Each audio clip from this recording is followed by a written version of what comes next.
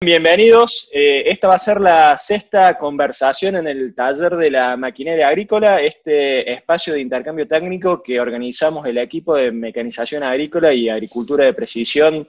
de INTA, que realizamos una vez cada 15 días y donde discutimos con un lenguaje informal y lo más distendido posible temas relacionados a la mecanización agrícola, a la mecanización forrajera y a la agricultura de precisión.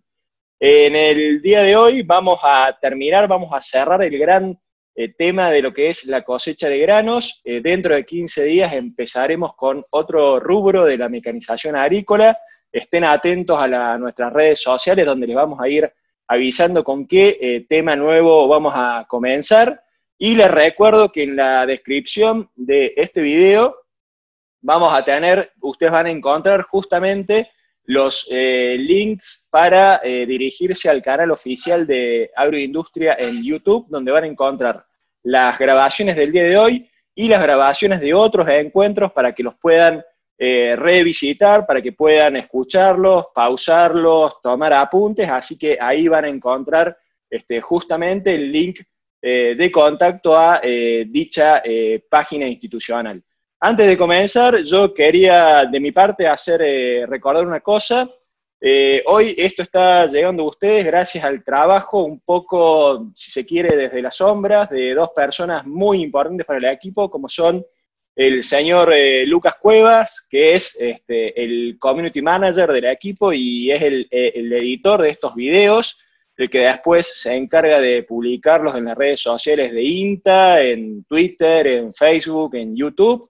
Él está en la experimental de Manfredi y hace un trabajo muy, muy importante, y también esto llega a ustedes gracias al trabajo del licenciado Mauro Bianco, del Centro Regional Córdoba. Él es nuestro coordinador de comunicaciones y un poco es el que nos corrige el estilo, la forma en la que hablamos, el contenido, cómo nos dirigimos a ustedes. Así que muy agradecidos a ellos dos, que son los que hacen posible que esto llegue a todos ustedes, porque los que vamos a hablar hoy acá somos todos ingenieros agrónomos, sabemos mucho de producción de cultivos, de mecanización agrícola, pero nos perdemos un poco en lo que es la parte de comunicaciones, de estilo y de corrección de formato, así que muchas gracias a ellos dos, que son integrantes muy importantes del equipo. Bien, si me permiten, yo les voy a compartir mi pantalla. Entonces, la sexta conversación en el taller, cerramos el tema cosecha de granos, y en el día de hoy, para cerrar, elegimos la temática de lo que es los sistemas de limpieza en máquinas cosechadoras, o la limpieza en sí dentro de lo que es la cosecha de granos. Sin perder más tiempo, yo les quería mostrar una fotografía que ya tiene, supongo yo, bastante tiempo. Fíjense, acá tenemos dos agricultores realizando una tarea de separación y de limpieza totalmente artesanal. Por allí, sobre la derecha de la pantalla de ustedes, va a aparecer otra fotografía, también otro agricultor, quizás en un país tropical, quizás en un país africano, realizando esta misma tarea también en forma tradicional. Por aquí una fotografía de algún país europeo, donde vemos también a un campesino realizando esta tarea. Fíjense las herramientas que ellos están utilizando y cómo de alguna forma instintiva están realizando esta tarea de separación y de limpieza de esos granos. Por ahí me va a faltar mostrar una imagen, también yo tengo en la cabeza siempre una imagen del ingeniero Juan Giordano, del INTA Rafaela, que justamente nos está acompañando hoy a todos nosotros acá en esta reunión, donde él, yo recuerdo en las jornadas a campo, él mostraba siempre, cuando medíamos pérdidas de cosecha, agarraba los aros de cuarto de metro cuadrado, se los mostraba a la gente y levantaba el material que cada grano había recolectado y lo hacía caer desde cierta altura con su mano para que el grano se separe de la granza y de los restos de paja que había ahí arriba de cada uno de esos granos. Así que me faltó esa imagen, pero la tengo en la cabeza. Y recuerdo también siempre los comentarios de grandes referentes de la mecanización agrícola, como el ingeniero Bragaccini, como el ingeniero De Simone, que dicen siempre que el concepto, el diseño, el concepto, la conceptualización, la fabricación y la conversión a metal de una máquina agrícola tiene que responder a la demanda del ser humano, y a la demanda del ser humano que quiere producir alimentos para autoconsumo o para sacarles cierta rentabilidad. Así que, si hablamos justamente de la máquina cosechadora, de la máquina combinada, como se dice en el idioma inglés, una de las tareas, una de las demandas que va a tener que responder esa máquina es justamente a limpiar correctamente el grano que está siendo cosechado. Entonces, la primera pregunta que me surge a mí respecto a este tema es: ¿cuál es el hardware o cuál es la herramienta con la que nosotros disponemos para cumplir con esta tarea, para cubrir esta demanda del ser humano? Bien, la herramienta con la cual disponemos, perdonen, se me traspapeló la imagen. Bueno, esta es la herramienta con la cual disponíamos, o quizás disponemos en algunas zonas un poco más artesanales para realizar la tarea, como vimos en la fotografía, pero gracias a Dios por la ciencia y gracias a Dios por la mecanización agrícola, en la actualidad disponemos de una herramienta parecida a esta, como la que estamos viendo en esta imagen. Es decir, de vuelta, una máquina cosechadora que combina diferentes mecanismos para cumplir diferentes tareas que justamente comienzan con el corte del cultivo, la trilla, la separación, y de lo que vamos a hablar en el día de hoy, una correcta limpieza. Bien, entonces, más o menos, estas son las herramientas con las cuales nosotros contamos en la actualidad. Este es un esquema que yo les copié y les pegué, totalmente aleatorio, no tiene que ver con ninguna marca de cosechadora en particular, pero solamente para que veamos en forma general los componentes de un sistema de limpieza, es decir, una primer bandeja de recepción del material que viene del órgano de trilla. Esta bandeja puede ser un planché, o puede ser un conjunto de tornillos sin fin. Después tenemos una primer bajada, o una primer cascada, o un primer desnivel del material, que eso según los diferentes diseños podrá ser uno, o podrá ser más de uno en los diseños más evolucionados. Después tenemos el conjunto de zarandas, o el de zaranda superior, o zarandón, como se le decía antes, y la zaranda inferior, donde tenemos diferentes orificios que van justamente a trabajar en la limpieza de ese grano. Después tenemos el conjunto de sinfines que van a llevar parte del material hacia el retorno para repetir el proceso, y parte del material hacia la tolva de depósito de grano limpio, y después tenemos hacia aquí, donde está el puntero láser, un órgano que va a generar justamente el flujo de aire, que puede ser un ventilador en diseños más tradicionales, o turbinas de alta tecnología, como podemos encontrar hoy en día en los diseños más evolucionados de máquinas cosechadoras. Y como todos nosotros sabemos, en la actualidad el conjunto de zarandas y de zarandón está construido y diseñado de tal forma que el espacio libre por el cual puede colar y se puede separar y se puede limpiar el grano es variable, según desde la cabina, o con una leve regulación, según el tipo de material que yo esté limpiando. Bien, solamente para enlistar las tareas que tiene o que ocurren dentro de un sistema de limpieza, yo las voy a nombrar muy rápidamente para que quedemos todos de acuerdo. Básicamente, el material que uno tiene que limpiar, que uno tiene que procesar, es decir, lo que en la ciencia de la mecanización agrícola nosotros en general denominamos material grano mezclado con material no grano, llega desde el órgano de trilla, sea un órgano de trilla tradicional radial, o sea, un órgano de trilla más evolucionado como los axiales, y es recibido por esa bandeja de preparación, que puede ser un planche o puede ser un conjunto de pequeños tornillos sin fin. Una vez que ese material empieza a avanzar hacia la parte posterior de la cosechadora, es decir, hacia la cola de la cosechadora, tiene que ir disminuyendo su nivel, tiene que ir disminuyendo su altura, atravesando diferentes cortinas de aire que en los sistemas más tradicionales solía ser una sola cortina de aire, y que en los diseños más evolucionados suele ser más de una cortina de aire o más de una cascada de aire, como se la denomina por ahí. Una vez que el material, grano más material no grano, atraviesa esas cortinas de aire, es sometido a un movimiento alternativo de la bandeja de la zaranda superior o zarandón y de la bandeja inferior o zaranda. Y se va separando el grano del material no grano. Parte de ese grano, que ya está limpio, se dirige al depósito de grano limpio, y parte vuelve a repetir el proceso. Bien, pero lo importante me parece a mí, más allá de describir los componentes de determinado sistema de limpieza, y más allá de esa lista que vimos recién de los procesos que ocurren y de los trabajos que ocurren dentro de un sistema de limpieza, a mí me parecía interesante en el día de hoy hablar un poquito con ustedes, o que después lo podamos discutir en el espacio de intercambio, cuáles son los principios que engloban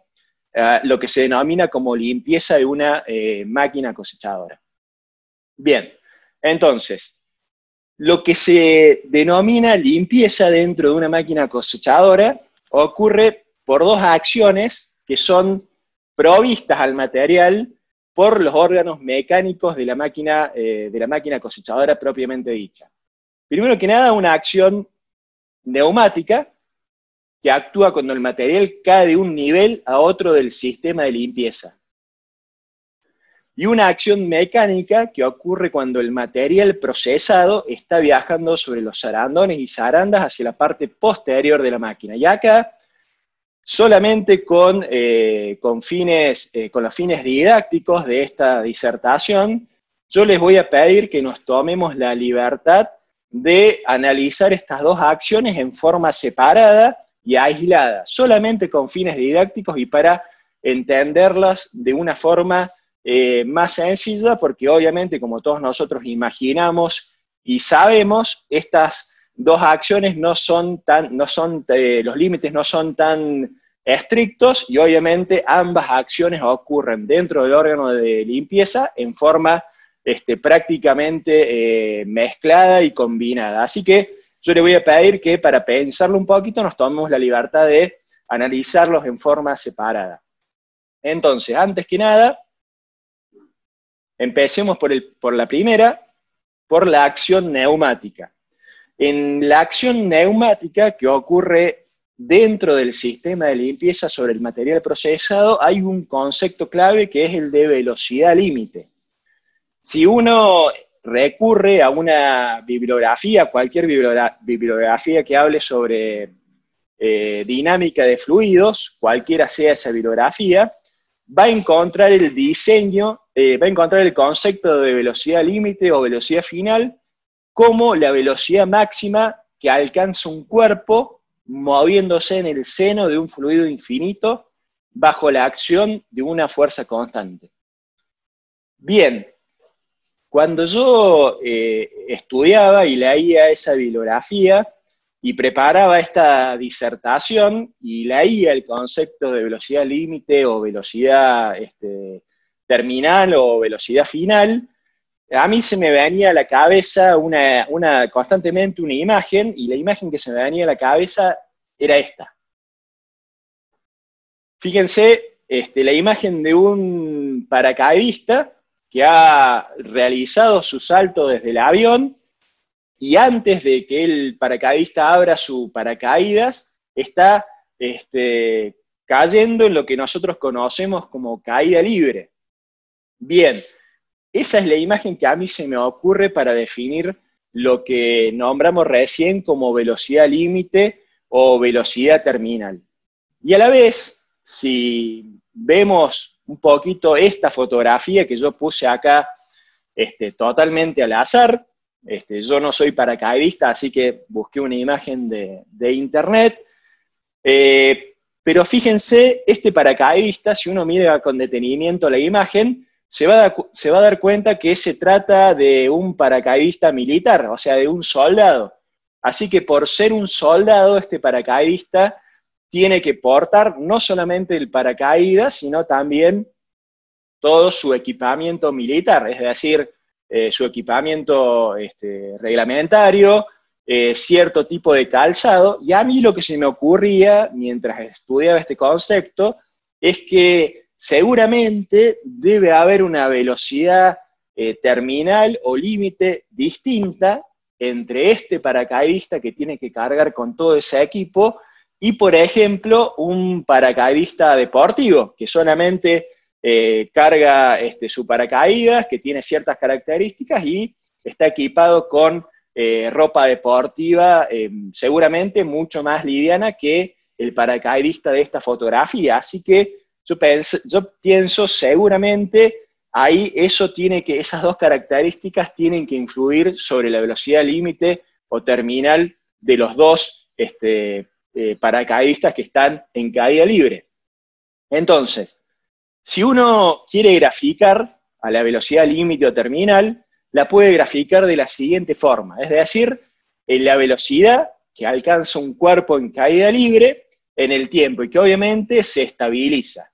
Ahora bien, si ese paracaidista, para no matarse contra el suelo, en determinado momento tiene que abrir su paracaídas, en el gráfico se va a ver de la siguiente forma. Fíjense, acá viene con determinada velocidad terminal, que es elevada, y cuando el paracaidista abre su paracaídas, disminuye esa velocidad terminal y se estabiliza en una nueva velocidad límite o terminal, que por supuesto es mucho menor que la velocidad límite que traía cuando estaba en caída libre. Entonces, lo primero que yo deducía observando ambas fotografías de los dos paracaidistas, uno con el paracaídas cerrado en caída libre y otro con el paracaídas abierto antes de llegar al suelo, es que obviamente hay una influencia del cuerpo que está atravesando ese fluido sobre la velocidad límite. Si uno copia y pega una fórmula de la bibliografía para definir velocidad límite, se va a encontrar que la velocidad límite es igual a la raíz cuadrada de 2 veces la masa por la aceleración de la gravedad dividida la densidad del cuerpo que está atravesando el fluido por el área del cuerpo que está, del área expuesta del cuerpo que está atravesando el fluido, por el coeficiente de rozamiento de ese cuerpo. Es decir, de vuelta, apelando a la intuición y al instinto, la velocidad límite del paracaidista con el paracaídas cerrado va a ser mucho mayor que la velocidad límite del paracaidista con la vela abierta. Pero saliendo de los deportes extremos, volvamos a un ejemplo más asociado con lo nuestro. De vuelta les pongo la fotografía del proceso de separación y limpieza artesanal. Acá tenemos estos señores en algún país de Oriente, por ejemplo, o de África, realizando el proceso en forma artesanal, como vimos también en las fotografías al principio de la presentación. Y fíjense, yo les voy a copiar y pegar unos datos extraídos de la bibliografía que dicen que la velocidad límite o terminal de un grano de trigo limpio es entre 5 a 10 metros por segundo. La velocidad límite de la granza de ese trigo es entre 2 a 6 metros por segundo, y la velocidad límite de la paja de ese mismo trigo, los investigadores encontraron que era entre 1,5 metros y 2,5 metros por segundo. Es decir, que si yo arrojo todo esto mezclado al aire, como están haciendo estos señores en la fotografía, lo que primero debería llegar al suelo es justamente el grano de trigo separado y limpio. Eso es lo que nosotros tenemos que lograr utilizando los mecanismos de limpieza de la máquina cosechadora con la acción neumática que esos mecanismos proveen o realizan sobre el material que está siendo limpiado. Eso por un lado. De vuelta, yo les pido la libertad mental de analizarlo en forma separada. La segunda acción que los mecanismos de limpieza tienen que realizar es una acción mecánica, y que para el análisis a mí me parecía interesante delimitarla de la siguiente forma, delimitarla desde el momento que el material, grano más material no grano, que está siendo limpiado, toca la zaranda superior o la zaranda inferior del sistema de limpieza, y durante el tiempo que tarda en recorrer la superficie de cada una de estas zarandas. Es decir, fíjense, este es un gráfico ilustrativo que yo saqué justamente de la bibliografía. Esta bibliografía yo trabajé o me basé en 3 trabajos muy clásicos que al final de la presentación se los voy a citar por si alguno quiere revisitarlos y leerlos un poco más en profundidad. Yo acá, obviamente, solamente tomé algunos datos, alguna información para que la presentación no se haga excesivamente larga. Fíjense, como para empezar a describir mentalmente el proceso, la acción mecánica que sucede dentro del sistema de limpieza. Fíjense, este es un gráfico sacado del trabajo de Kurzbach del año 2006. Fíjense, él acá modeliza lo que sucede en un sistema de limpieza desde el principio de la zaranda hasta el final de la misma. Él modeliza la posición del grano dentro del volumen o del colchón, entre comillas, de material no grano, la posición vertical de ese grano y la cantidad, como durante el tiempo en que el material atraviesa,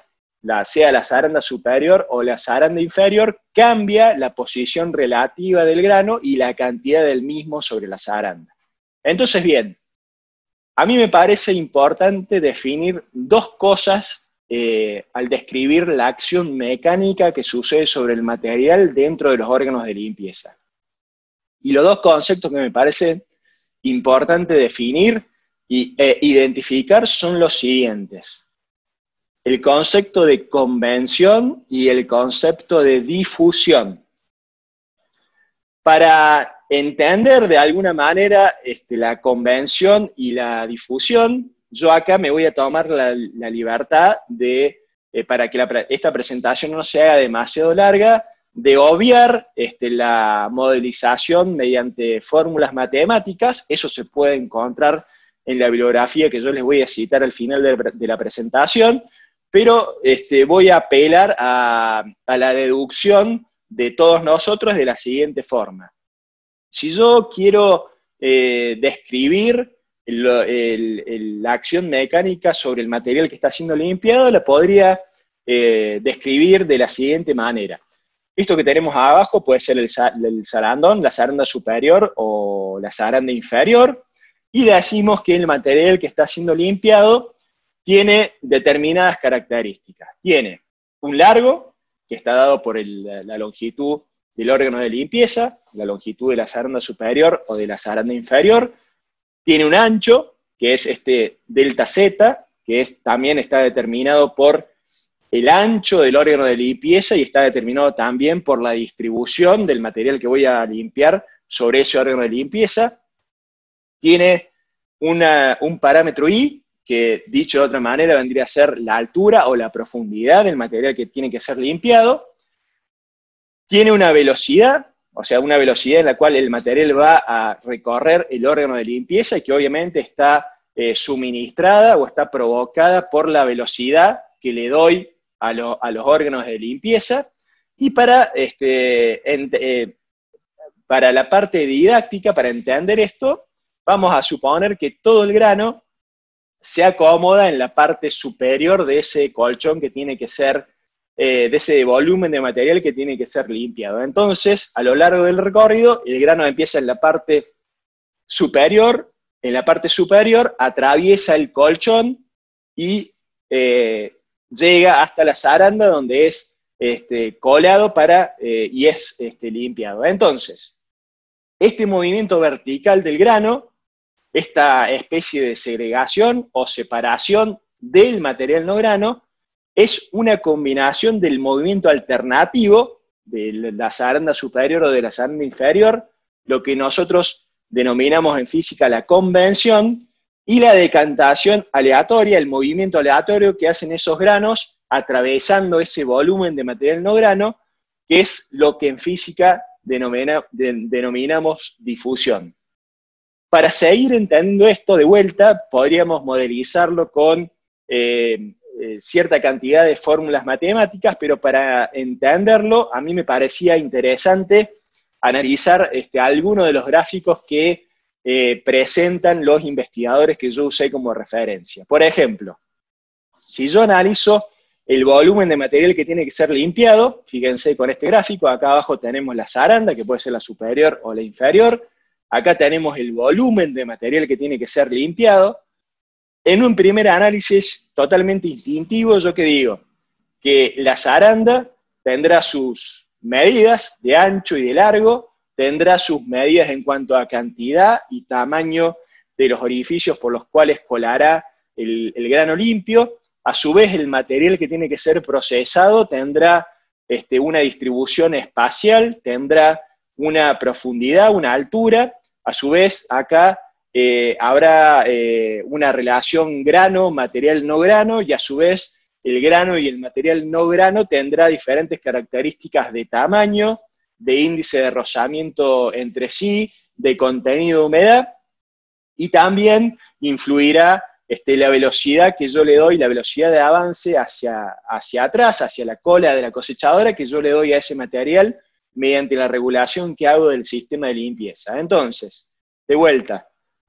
para no hacerlo muy largo y evitando las fórmulas, la modelización matemática, y apelando al instinto y a la deducción de cada uno, yo puedo decir que lo que influye sobre la acción mecánica del sistema de limpieza, sobre la acción mecánica que el sistema de limpieza le da al material que está siendo limpiado, puedo decir que lo que influye es la superficie útil del sistema, la distribución del material sobre esa superficie, la profundidad que tiene ese material en cada una de las partes del órgano de limpieza, la velocidad de avance, esta Bx del material por el sistema de limpieza, la relación grano-material no grano, porque eso también influye, la humedad tanto del material no grano como del material grano, el índice de rozamiento mutuo entre el grano y el material no grano, y la cantidad y superficie de las aperturas para el colado y para la limpieza del grano limpio. Entonces, teóricamente, y sintetizando lo que vimos hasta ahora, tenemos en el sistema de limpieza una acción neumática provocada por el viaje del material a través de un fluido constante, que es en este caso el aire, y que depende de las velocidades terminales diferenciales del grano y del material no grano, y que está dado también, y que está influido también por las propiedades físicas de cada uno de ellos. Y tenemos una acción mecánica que toma lugar para los fines didácticos cuando el material toma contacto con la zaranda superior o con la zaranda inferior, y que está influida por un concepto que nosotros llamamos convención, que es el que está dado por el movimiento alternativo de las zarandas, y por un concepto que llamamos difusión o segregación, y que está dado por las características del grano y del material no grano, y que influye sobre el pasaje que hace el mismo a través del volumen de material no grano hasta llegar a la zaranda. Fíjense, yo acá les traigo un gráfico bastante tradicional que combina tres variables en relación a la eficiencia del sistema de limpieza. Por aquí tenemos velocidad del viento, acá tenemos índice de alimentación, y acá tenemos porcentaje de pérdida de granos por cola. Muy bien, acá vemos cómo, por ejemplo, con una baja velocidad y un alto índice de alimentación, las pérdidas son elevadas. Si yo levanto mucho el caudal de aire, también se levantan las pérdidas, cualquiera sea el índice de alimentación. Entonces este es un gráfico que nos permite ubicarnos que los extremos en la regulación del sistema de limpieza son perjudiciales y siempre tenemos que, según el tipo de material y la cantidad de material que yo esté limpiando, me tengo que ubicar dentro de este valle con bajo porcentaje de pérdidas por cola. Ya para ir terminando, les hice un listado de algunos resultados muy sintéticos de parte de otros investigadores que dicen lo siguiente. Esto seguramente lo veremos o lo corroboraremos en la próxima presentación. El régimen de oscilación de las arandas oscila entre 250 a 325 ciclos por minuto. Veremos en la próxima presentación si eso se ha modificado en los diseños más modernos.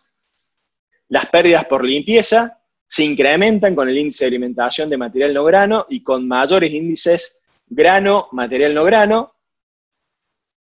La influencia del índice de alimentación es mayor con materiales con mayor índice grano sobre material no grano desde el punto de vista de las pérdidas por limpieza. ¿Esto qué significa o cómo lo entiendo yo? Que si el material que estoy limpiando tiene mayor presencia de grano, es más probable que se pierda un mayor porcentaje de ese grano al final del recorrido sobre el sistema de limpieza. El ángulo de reposo del grano tiene un efecto negativo sobre la capacidad de limpieza del sistema. Mayor coeficiente de rozamiento del material no grano disminuye la eficiencia de limpieza. Mayor densidad de grano en el material, mayor eficiencia del sistema. Mayor humedad del grano y del material no grano reducen la eficiencia del sistema. Y de vuelta, un mayor índice de grano sobre material no grano disminuye la capacidad del sistema. Bueno, por último, para ir cerrando, ya lo dijo Isaac Newton,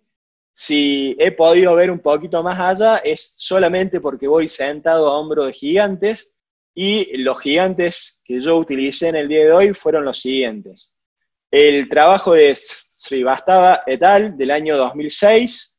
el trabajo de Kurzbach y Quick del año 1999, y por último el trabajo también de Kurzbach, un poco más moderno, del año 2003. Por último, yo quería dejar para el módulo de discusión dos preguntas relacionadas a lo que es el sistema de limpieza. ¿Cómo puedo yo regular un sistema de limpieza a campo? Y cómo interpreto yo si estoy midiendo pérdidas de cosecha utilizando la metodología tradicional de evaluación de pérdidas, la de los 4 aros de 56 centímetros de diámetro. ¿Cómo puedo interpretar en los aros que estoy teniendo un problema con el órgano de limpieza de la máquina cosechadora? Bueno, de mi parte, muchas gracias, y de vuelta les recuerdo que acá abajo en la descripción de este video van a encontrar el link que los va a llevar al canal oficial de YouTube, donde van a encontrar esta grabación y grabaciones de encuentros anteriores. Muchísimas gracias.